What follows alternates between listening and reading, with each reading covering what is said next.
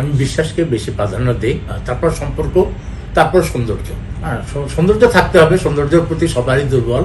সৌন্দর্য কে না পছন্দ করে, ফুলকে আমরা সবাই ভালোবাসি, কিন্তু বিশ্বাস জীবনের জন্য খুবই গুরুত্বপূর্ণ একটা বিষয়।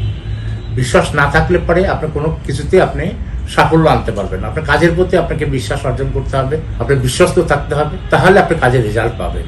বিশ্বাসের সাথে কোনো কিছু করলে পরেই তখন আপনি সেটা সাফল্য আশা করা যায়। কোনো কিছু ছাড়া ভাবে করলে পরে সেই জিনিসটা হয় না, তার কোনো রেজাল্ট পাওয়া যায় না। আমি আমার সৃষ্টিকর্তাকে সবচেয়ে বেশি বিশ্বাস করি, তারপর আমার পরিবার পরিজনকে, যাদের কাছে যাই আমি নিশ্চিন্তে থাকি।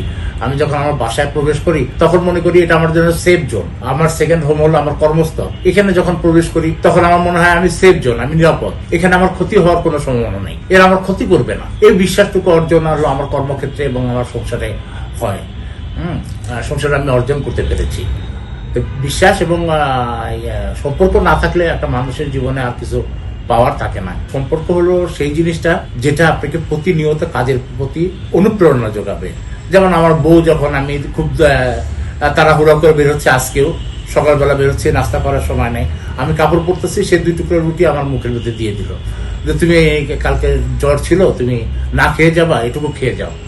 এইটা আসার সময় যে আমি সারাক্ষণ উত্তরা থেকে আসলাম, আমাকে এইটা কাজ করার জন্য ইন্সপায়ার করছে। যে একটা বুড়া মানুষ, সেও আমাকে, আমার জন্য কেউ রুটি তুলে দেওয়ার আছে, আমার মুখে রুটি তুলে দেওয়ার জন্য এখনো কেউ আছে। এটার জন্য আমাকে মনে হয় যে আমি আরো কিছুদিন কাজ করি। হ্যাঁ, এই যে মানুষের সম্পর্ক আছে জন্যই মানুষ জীবনে বেঁচে থাকে। তার জন্য তো আমি অনেক কিছু করার চেষ্টা করি। আমার জীবনটাই তো করছি আমার সন্তান, প্রথম জীবনে করেছি আমার মা বাবার জন্য, তারপরে এখন করতেছি তাদের জন্য। তার জন্য তো আমার জীবনটা। সে আমাকে 2টা ফুটফুটে 2টা সন্তান দিয়েছে, তারা আলহামদুলিল্লাহ যতটুকু পারি। আমি রাত্রে ফেরার সময় 2 টাকা দিয়ে হলেও একটা চকলেট কিনে নিয়ে যাওয়ার চেষ্টা করি, যাতে বুড়ি যেন খুশি হয়।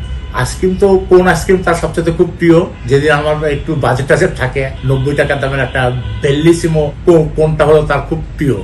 হ্যাঁ, এই কোনটা যখন নিয়ে যাই, এটা সাধারণত আমি একটা ফান করি যে কোনটা নাই আমি লুকায় রাখি ডিপ ফ্রিজের ভিতরে। পরে একটা সময় তাকে যখন বলি, এই যে হাসিটা, এই হাসিটা দেখার জন্য আমি অপেক্ষা করি, কারণ আমি জানি যে সে তখন হলো বাচ্চা একটা শিশুর মতো হয়ে যায়, এবং সে এই আইসক্রিমটা পেলে যে কি পরিমাণ খুশি হয়, সবকিছু ফেলে দিয়ে ও এই আইসক্রিমটা খাওয়া শুরু করে।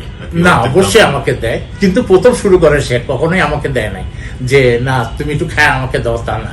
সে ওই আইসক্রিমের উপরে যে বাদামগুলো আছে সেগুলো সে আগে খাবে। খাওয়ার সময় তার হঠাৎ মনে হবে যে একটা বুড়াটা তো আমার দিকে তাকা রয়েছে, না তুমি একটু খাও। তারপর তো আমরা দুজনে মিলেই ভাগ করে খেতে থাকি, ও একবার খায় আমি একবার খেতে থাকি। অবশ্যই সৌন্দর্য, এটা নিয়েই তো বেঁচে আছি রে ভাই। আমরা মধ্যবিত্তরা তো এগুলো নিয়েই বেঁচে থাকি। এই ছোট ছোট দিয়েই আমাদের কাছে মনে হয় আমরা মহাসাগর তৈরি করেছি ভালোবাসার।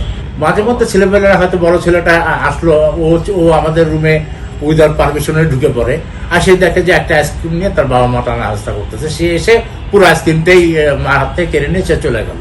আমাদের ভালোবাসা ওইখানেই শেষ। হ্যাঁ, ওটা নিয়ে আর কোনো ভাগাভাগি নেই। তোমরা একটাই আনার 2জনে খাইতেছো কেন? হ্যাঁ, সে পুরোটা নিয়ে চলে গেল, আর কোনো কথা নেই। ছোট ছেলেটাই ওইভাবে আমাদের রুমে আসে না। বড় ছেলেটা মাঝে মাঝে ঢুকে পড়ে, কিন্তু উইদাউট পারমিশন। ছোট ছেলেটা ঢুকে, কিন্তু সে পারমিশন নিয়ে ঢুকে। আইসক্রিমটা আসলে উপলক্ষ, এটাকে কেন্দ্র করেই আমাদের ভালোবাসাটা ঘুরতে থাকে। কেউ হয়তো কেউ হয়তো মিষ্টি পছন্দ করে, কেউ হয়তো কলা পছন্দ করে, কেউ হয়তো আঙ্গুর পছন্দ করে। এগুলো নিয়ে কারাকারি হয়। আমার পরিবারে আরেকটা জিনিস নিয়ে খুব কারাকারি হয়, সেটা হলো সাগর কলা। সাগর কলা যদি আমি নরসিংদী সাগর কলা নিয়ে আসতে থাকি, এটা ঝুলা থাকে, বিভিন্ন জন ঘুরে ঘুরে খাইতে থাকে। এটাও একটা অনুষঙ্গ। গরিবদের এইভাবেই, মধ্যবিত্তদের এইভাবে অনুষঙ্গ খুঁজে নিতে হয়। আসলে সংসারে আনন্দটাকে কিভাবে ভাগ করা যায় এটা খুঁজে বের করে নিতে হয় ভাই, কারণ আনন্দ তো আর কোথাও থাকে না। এটা খুঁজে না বের করতে হলে জীবনটা একঘেয়ে হয়ে যায়। জীবনটা আপনার কাছে মনে হবে যে জীবনটা তো একই রকম ভাবে চলছে। জীবনটাকে একভাবে চলতে দেওয়া উচিত না। জীবনটাকে বিভিন্ন সময় বিভিন্ন বাঁক আনতে হয়। আমি আমার বউকে নিয়ে শুধু হাঁটতে যাই, চলো এমনি হাঁটি, হাইটা হয়তো একটা পুরি কিনলাম, 2টা পুরি কিনলাম, এই পুরিটার টেস্ট আলাদা। তো জীবনটাকে একটু ডিফারেন্ট অ্যাঙ্গেল দিয়ে না দেখলে পরে আপনি জীবনটাকে মজা করতে পারবেন না। সম্পর্ক এইটাই। ওই বুড়িটাকে নিয়ে যখন হাঁটতে যাই তখনই মনে হয় যে আমি আর কিছুদিন হাঁটি, এই রাস্তা ধরে হাঁটি, এই রেল লাইন ধরে হাঁটি। আমার বাসাটা এয়ারপোর্টের কাছে, একটা প্লেন নামতেছে, এটা দেখি 2জনে মিলে। আর পরিবারের সাথে যদি সম্পর্ক আপনার অটুট না থাকে, তাহলে তো আপনি ব্যর্থ পুরুষ ভাই, আপনি ব্যর্থ লোক। তো আপনাকে আল্লাহ, আমি মুসলমান, আমি জানি যে আল্লাহ আমাকে সৃষ্টি করছে পরিবার করার জন্য, সমাজকে সুন্দর করার জন্য। আমার পরিবার থেকে একটা ভালো কিছু সৃষ্টি হবে, এটাই তো আমি চাই।